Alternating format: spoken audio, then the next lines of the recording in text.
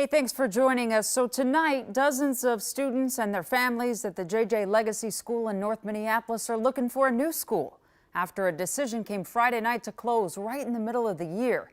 If that name rings a bell, J.J. Legacy, it should, because we've talked about it on this show several times in the last year. Last year, the school started in a new building. Well, this school year, actually, after they were evicted from the Our Lady of Victory Catholic Church over the summer. The school and the church went head to head over who was responsible for that as maintenance issues mounted inside. And then a new life.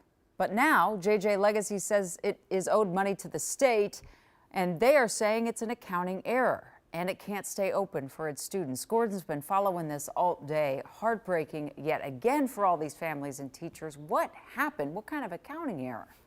Yeah, Jana, charter schools receive state funding based on their enrollment. The more students they have, the more money they get. School directors recently learned that the number that was being sent to the state was 3 times higher than it should have been. So they were getting more money than they should have. And the state was going to stop sending payments. 5 minus 2 is 3. Monday morning, and all seems normal at J.J. Legacy School in Minneapolis. I know. Kids are learning and having fun. Can you give me a star? But on this Monday morning, many have just learned the school they love will be closing at the end of the week. Devastating. It was really hard. Parents found out Friday. It was really hard. Lots of tears. Lots of families were in shock.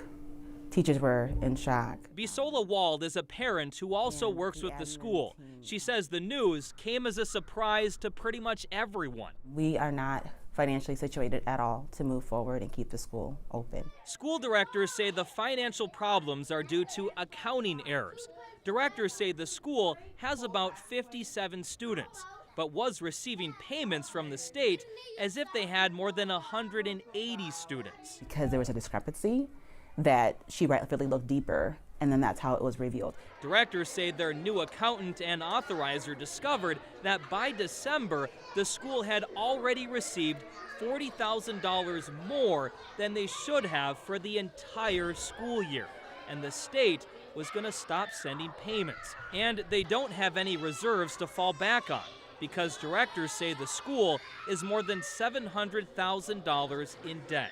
We understand that as a community now the school has had debt because debts were not paid by the accountant. School directors say their old accountant left abruptly and they went several months without one. We still don't know where she is, so that's something that is disheartening. Directors say a new accountant was hired in August, and after months of looking through the records, they discovered the enrollment discrepancy and a sizable amount of debt.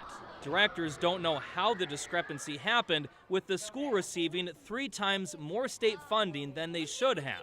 But directors do say enrollment at its high point was around 140 students. That number shrank to 110 students last year and then down to 57 this year. You know, they'd had to do an investigation to figure out like the details of exactly when and who and all those kind of things. School directors are now working to place every student and teacher with a new school. Several charter schools, including Excel Academy in Brooklyn Park, have already reached out offering to help. Meanwhile, parents and teachers are still heartbroken, wondering how this happened and how it went unnoticed for so long. I wish I had the answers. I'm frustrated and would like to know more. The entire admin team and teachers, we would all like to know. Now, to give you an idea of how surprised the staff was when they heard this news, one of their directors told me this afternoon that they welcomed a new kindergarten student on Tuesday. Then just 3 days later, they got that news from the board that the school was going to close. Gordon, I mean, this brings to the question at the forefront. Is this more than an accounting error? I mean, was it an honest mistake, or do they think something criminal actually happened here? Well, they're not really sure. The directors I spoke with, they had a lot of different theories that they were telling me. I reached out to the school's authorizer to get her take on this. An authorizer, by the way, is someone who is approved by the state to help oversee charter schools. Erin Anderson from Osprey Wild's Environmental Learning Center is the school's authorizer. She sent me this statement explaining how, given the significant amount of debt and the state stopping payments, the school board had no other choice but to close the school. I sent her a few follow-up questions, like, in her opinion, based on the records that she has seen, was this an honest accidental mistake or was there something illegal going on here? She says they are still working through the specifics of this case and she can't comment further at this time. Well, I'm glad you asked the question because it's the question those families and staff deserve to know the answer to. Thank you so much, Gordon.